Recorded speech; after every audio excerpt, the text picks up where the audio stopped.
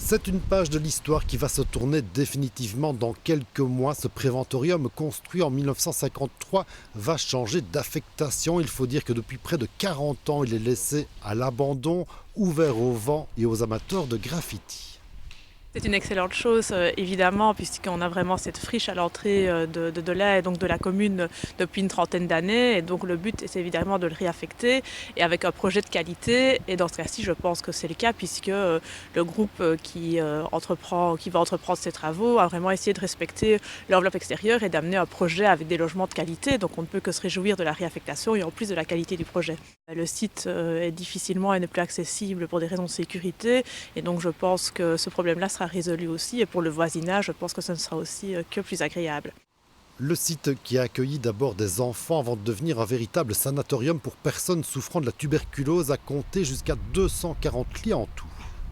La Provaz, à l'époque, avait construit ce préventorium pour accueillir les enfants malades. Et donc, il faut savoir qu'il y a cette histoire du bâtiment, ces histoires de ces enfants, etc. Mais c'est aussi une histoire locale, puisqu'il y a toujours actuellement à Delade des personnes qui ont travaillé et donc qui sont attachées à ce site et à cette réaffectation. Moi, j'ai eu la chance de les rencontrer en faisant un travail sur le site il y a une quinzaine d'années. Et donc, je pense que ces personnes vont se réjouir évidemment de la prochaine réaffectation qui va garder, je le répète, l'enveloppe extérieure.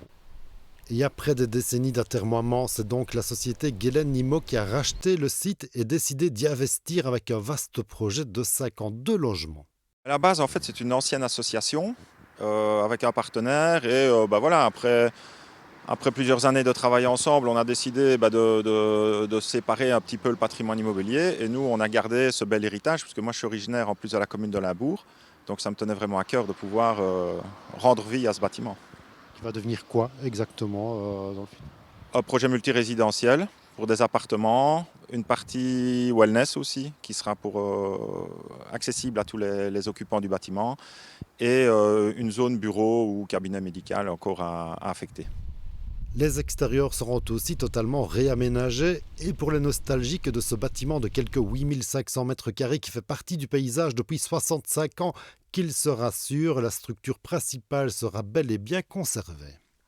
Clairement, il y a une volonté au niveau de la physionomie générale du bâtiment, c'est le conserver. Maintenant, avec les nouvelles normes actuelles en termes de PEB, d'isolation et autres, on doit un tout petit peu évidemment retravailler dessus, inévitablement, mais en tous les cas, il y a une volonté de garder la ligne au bâtiment qui est extraordinaire. On garde l'espace qui est déjà prévu ici, un peu plus de 8500 mètres carrés. Oui, tout à fait. On conserve exactement les dimensions du bâtiment et on agrandit même un tout petit peu en toiture par rapport au volume existant pour refaire vraiment des beaux penthouses. Quel type de logement va-t-on y trouver? Des appartements essentiellement?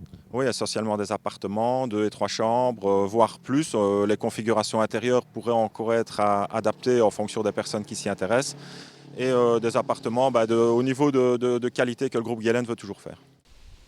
Le permis devrait tomber d'ici la fin de l'année. Le chantier de réhabilitation de ce site du préventorium de Dolin pourrait débuter dès le printemps prochain.